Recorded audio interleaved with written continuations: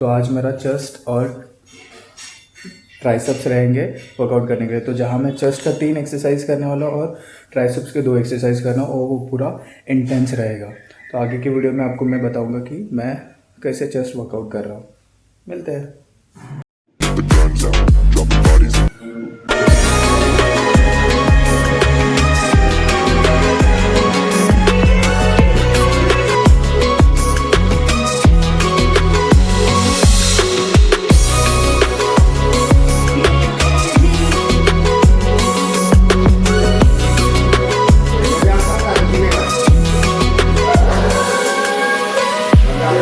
Yes, I finished with my chest workout।